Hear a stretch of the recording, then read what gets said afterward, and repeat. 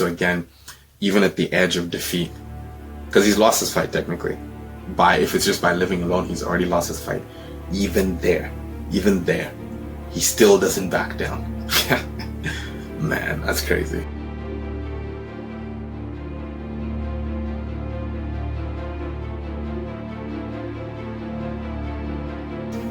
So while Rengoku himself realizes that he's about to die, which is sad and unfortunate, something happens. Usually in movies or cartoons, they usually do that thing where someone's about to die, most important memories flash before their eyes. For Rengoku, it seemed for him that the most pivotal memory was in regards to his mom giving him some very amazing advice relative to what he's been blessed with and the purpose for that relative to others who he will encounter. Take a look at it. I think it was pretty touching scene because his mother passed away, unfortunately, and also the words that were used here.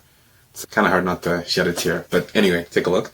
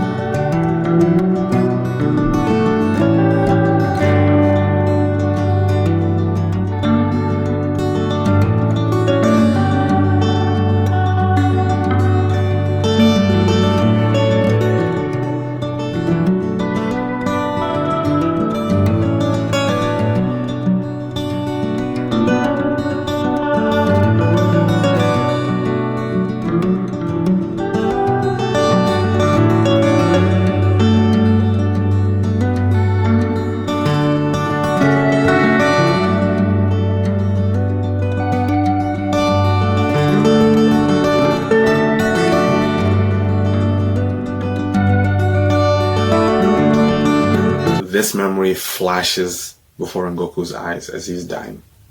And then, based on that memory, because as he's in this fight, there's two things that could happen.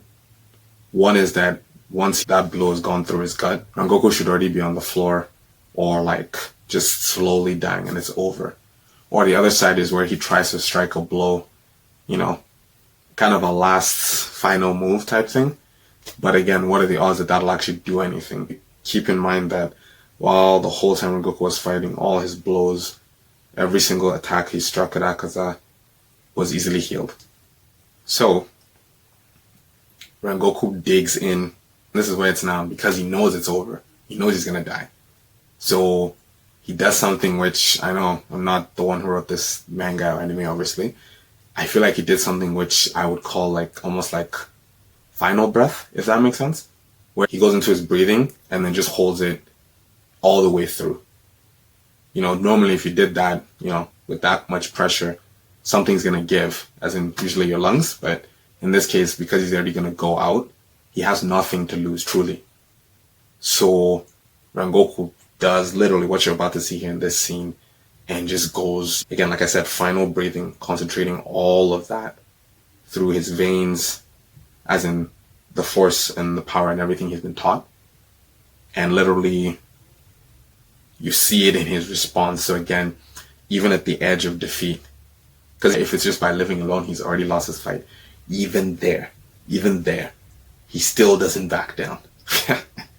Man, that's crazy. And I'm saying this because I'm going to also show you something else interesting that happens here relative to Akaza whispering, deception, trying to pull Rengoku in, and what happens when you don't back down, you don't give up even in the hardest of times, and then now you start becoming a threat to what was opposing you, as in like not necessarily physically, but you become a threat spiritually in a sense to what was opposing you. Yeah, take a look at this comeback. I mean, final breathing for the win, honestly.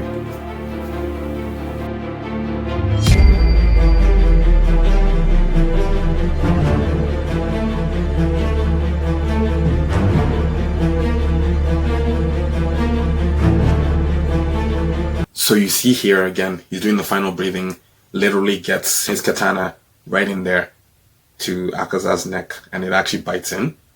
Then Akaza's now hit with a dilemma, which is ironic that he causes. His hand is not free. The hand he used to strike that fatal blow to Rengoku is actually stuck. Then, remember I said Rengoku did the final breathing. He also did something there where he's tensed up his abdominal muscles with so much force that Akaza cannot, for all his power, pull out his right hand, which means he only has one hand he could use. So now that he sees that, wait, whoa, Rengoku's actually fighting back even down, then the hit goes in here and then Rengoku's slowly starting to dig into his neck. For those of you who don't know about this show, the weakness of the yokai here is usually to go for the head, like Thanos has said before. So if you cut off the head, as in cut off the neck, game over. So even if it takes time, it's still the way to win for this one. So again, Rengoku is cutting and then he's roaring with everything he has. And Akaza, who was in control of this fight, he's no longer asking Rengoku. This is where I'll say it. A demon is not your friend. This one proves it to the T, honestly. There's so many anime that I'll actually point that out, ironically, for all the other anime who say yokai is your friend, you can befriend them. It's darker than that, is what I would say. So, again, a demon is no human's friend. And you're going to see it here in that. After all the stuff Akaza said about, oh, he wants to win Rengoku to the demon's side and everything, when he is cornered, when Akaza's life is in danger, all that friendliness goes out the window. You're literally going to see it in this scene here. So, yeah, just take a look.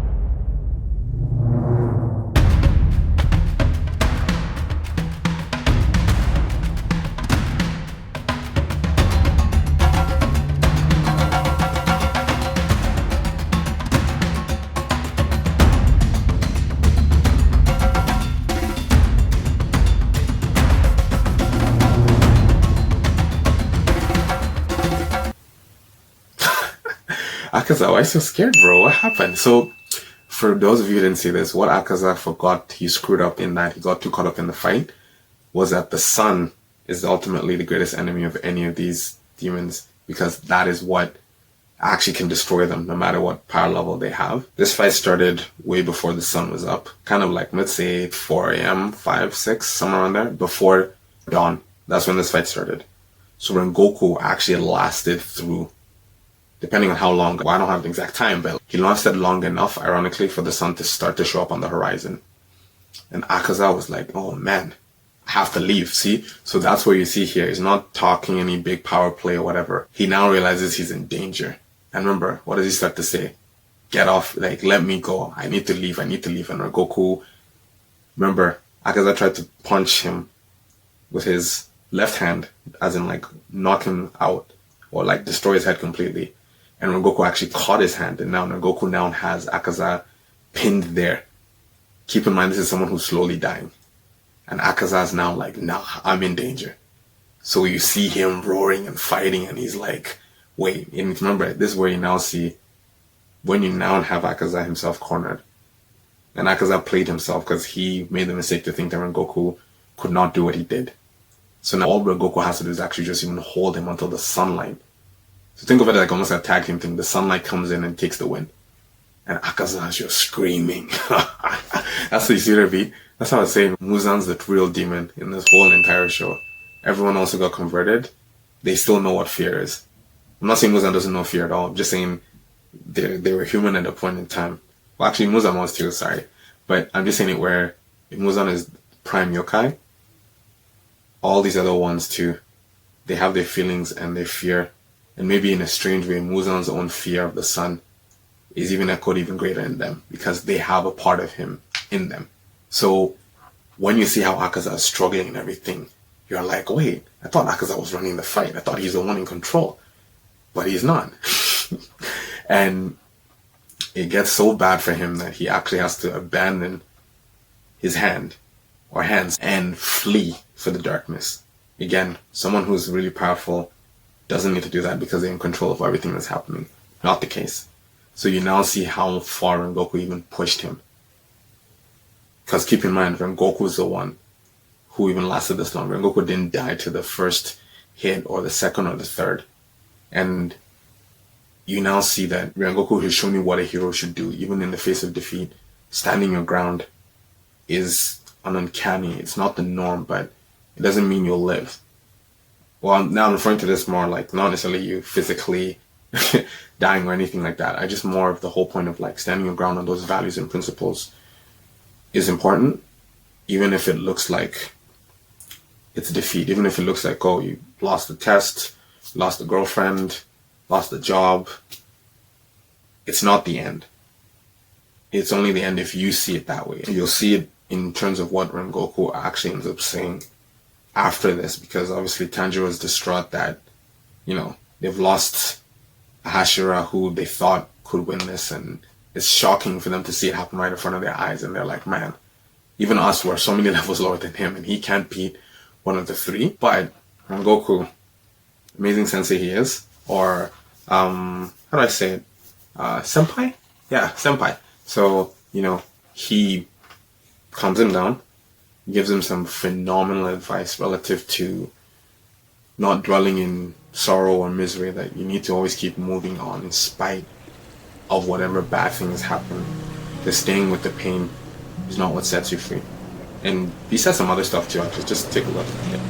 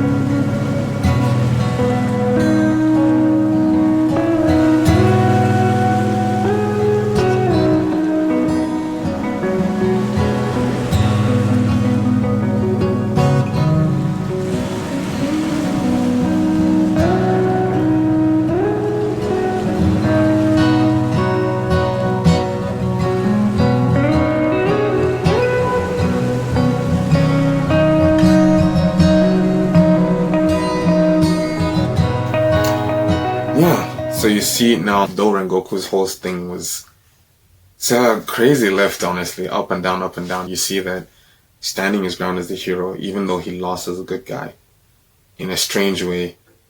Maybe it was a draw, I don't know, because he made Akaza flee. Well, him and the sun. So you realize that even in this, and I'll go into the actual lessons here,